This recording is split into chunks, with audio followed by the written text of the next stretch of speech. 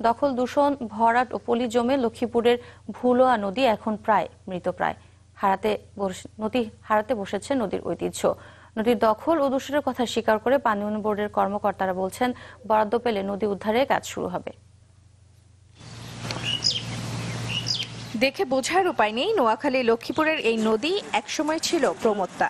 দখল দূষণ আর ভরাটে ভুলোয়া নদী এখন মৃতপ্রায়। নোয়াখালী বেগমগঞ্জ থেকে লক্ষ্মীপুর সদর, কমলনগর ও রামগতি উপজেলা হয়ে মেঘনা নদীতে মিলেছে এ নদী। স্থানীয়রা জানান, এই নদীতে মাছ ধরে নৌকা চালিয়ে অনেকেই জীবন চালাতেন। বর্তমানে নদীটি এখন অস্তিত্ব সংকটে। আগে নদী খুব গভীর ছিল, অন্তত অনেক লোক লাগতো, মানত করি এমন যাইতো। তা আমরা আশা করছি যে এই নদী খনন হবে এবং মানুষের দুঃখ ফিরবে।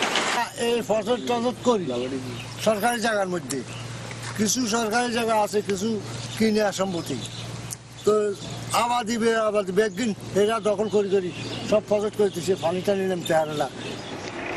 দখল দূষণের কথা স্বীকার করে পাওবর কর্মকর্তারা বলছেন, বরাদ্দ পেলে নদী উদ্ধারে কাজ শুরু করা হবে। রামগতি উপজেলায় উত্তর দিয়ে প্রবাহিত ভুলোয়া নদী ভরাট হয়ে গেছে। ভুলোয়া নদী খনন করার বিষয়ে আমাদের পরিকল্পনা আছে। ভুলোয়া নদী এর অনেকাংশে ভরাট হয়ে গেছে। আমরা এই নদীটি খননের জন্য সরকারের তালিকা দিয়েছি। পর্যায়ক্রমে সরকার অগ্রাধিকার ভিত্তিতে এই নদী এবং খালগুলি খনন করবে।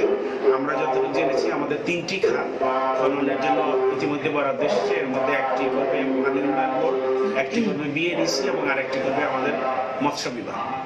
নদী দখল মুক্ত করে জীববৈচিত্র্য ফিরিয়ে আনার দাবি স্থানীয়দের।